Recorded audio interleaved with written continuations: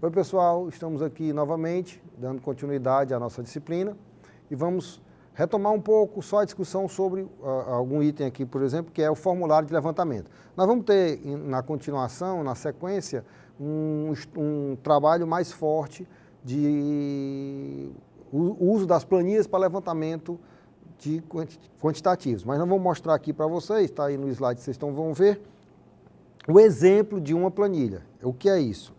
Você terá aqui, você vai ter que, a memória, o exemplo aqui, a memória de cálculo de uma fundação isolada, uma sapata, tá certo? Uma fundação direta, e vocês vão ver lá que tem todas as dimensões, existe uma figura mostrando cada uma das dimensões para facilitar o cálculo de cada um de vocês. Como nós já mencionamos, cada empresa, cada situação, você pode criar uma planilha dessa. Aqui é um exemplo que vocês podem usar, tá?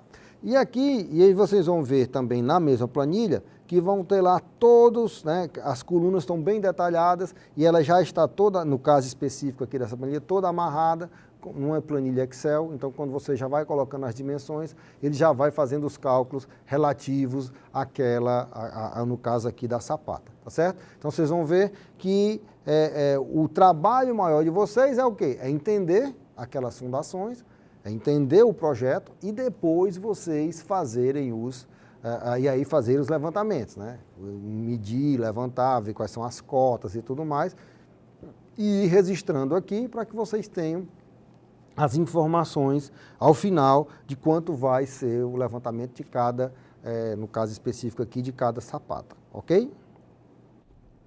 Aí vocês vão ver, aqui também tem um modelo de planilha de estimativa de custo. O que é isso, né? Você vai ter uma planilha, né, tradicional, que já existe, em que você vai pegar, no caso, a obra e dividir em grandes itens. Aqui vocês vão ver que tem, no exemplo aqui, tem 3 grandes itens, que é fundações, estruturas, paredes e painéis. E esses itens, eles estão subdivididos. Por exemplo, fundações, eu tenho estaca, eu tenho concreto magro, eu tenho concreto de FCK de 30 MPa, formas, armadura, alvenaria de pedra. Na outra coluna eu vou ter as unidades, aquelas que nós vimos, ou metro, ou peso, ou volume, ou área, certo?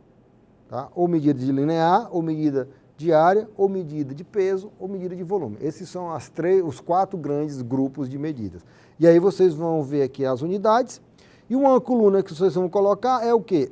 É a quantidade, certo? Então, quanto de cada item daquele foram levantados no orçamento que você, no levantamento que você fez das plantas do projeto.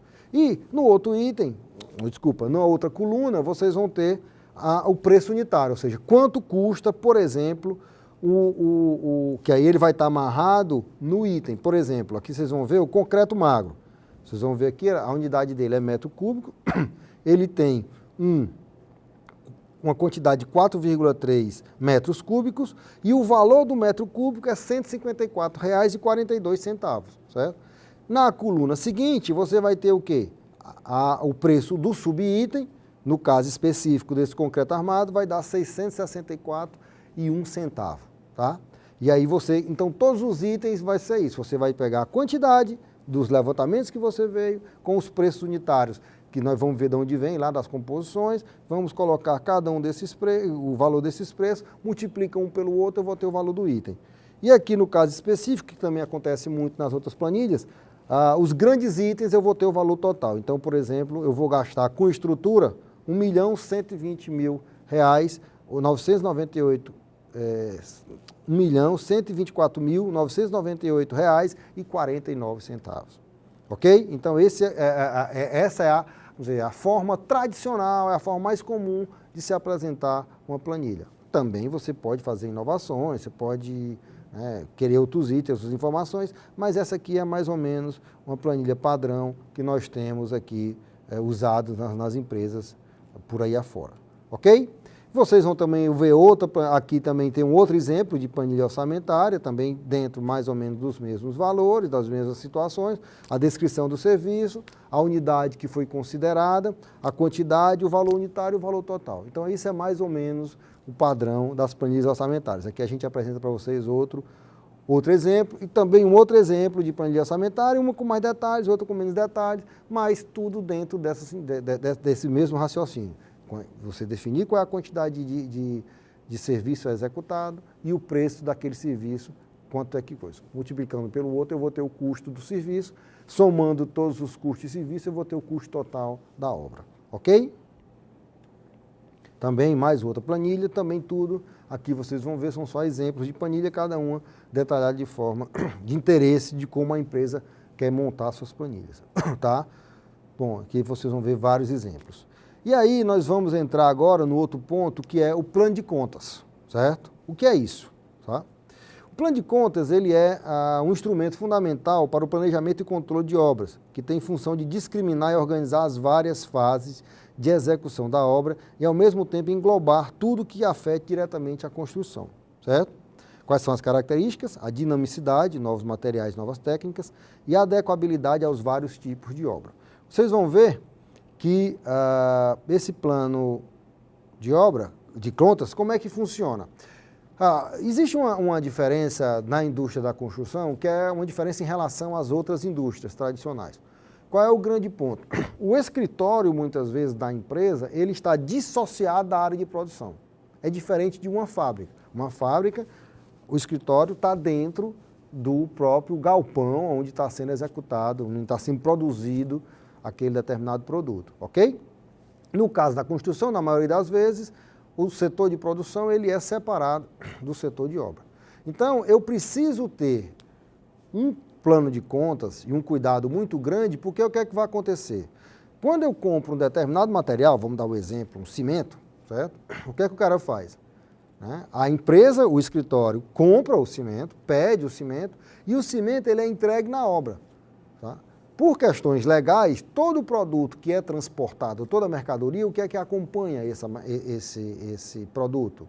Para dizer que esse produto não é falsificado ou roubado, né? A nota fiscal, né? Então tem até aquela brincadeira que o cara diz, esse rapaz aqui é uma mercadoria sem nota, ou seja, ele é falso, né? Ele é roubado, ele não vale nada. Então existe a brincadeira, a questão da mercadoria sem nota. A mercadoria com nota é a mercadoria que está legalizada, que foi comprada de forma lícita, certo? Então, essa mercadoria ela é entregue na obra e é entregue com uma nota fiscal, certo? Essa nota fiscal deve ser guardada e, periodicamente, semanalmente, quinzenalmente, deve ser enviada para a empresa poder fazer todos os trâmites de pagamento e contabilização daquelas despesas, ok? Então, se eu não tiver um plano de contas, o que é que vai acontecer? Eu não vou saber, naquele cimento eu tenho que saber onde eu coloquei para eu poder fazer o acompanhamento de tanto da onde eu comprei como um acompanhamento de produção. Então, eu tenho que ter, para cada item eu tenho que ter um código, certo? Nós vamos ver aqui o exemplo, eu vou ter um código em que quando eu fizer a nota, normalmente eu carimbo no verso da nota e vou lá dar as características e vou colocar qual foi o plano de contas, aonde foi que foi utilizado aquele produto, certo? Para que você possa acompanhar, principalmente se você tem uma obra que depende de financiamento, ou seja, depende de recurso externo. Então, por exemplo, de um banco. Então, o banco ele precisa acompanhar o que é que vem sendo executado. E aquele plano de contas, ele ajuda e pode ser até uma comprovação junto ao banco de como é que você está fazendo aquele pagamento. Ok? Então, nós vamos ver aqui alguns exemplos de plano de conta, né? Então, por exemplo, cada obra deverá ter um número de identificação, cada serviço uma conta de identificação e os itens de serviço uma subconta, né? Funcionamento do plano. Como é que funciona esse plano? A nota fiscal, eu já mencionei, leva um carimbo com as informações a respeito do código da obra, o valor do recebimento, a conta e subconta. Depois são enviadas para o escritório para a contabilização. Ao final de cada mês, as contas são totalizadas e realizado o controle, certo? Então, eu preciso fazer isso, senão eu me perco. Você imagina, eu estou dentro de uma obra que eu tenho lá, né, se você for fazer uma construção aí, eu tenho 3, 4 mil itens sendo comprados para serem instalados, montados, executados em uma obra. Se eu não tiver um controle, vai ficar um samba do crioulo doido. Então, eu preciso ter esse controle, senão eu me perco totalmente. E se eu for uma empresa que tem várias compras de várias obras, aí é que a confusão é maior. Porque aí eu vou misturar a nota, vai ser uma confusão e aí eu me perco no total. Ok?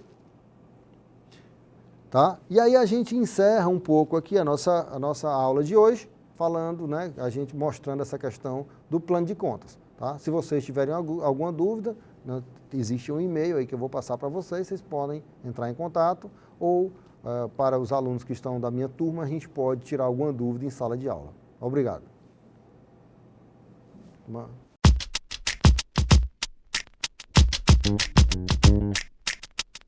Thank you.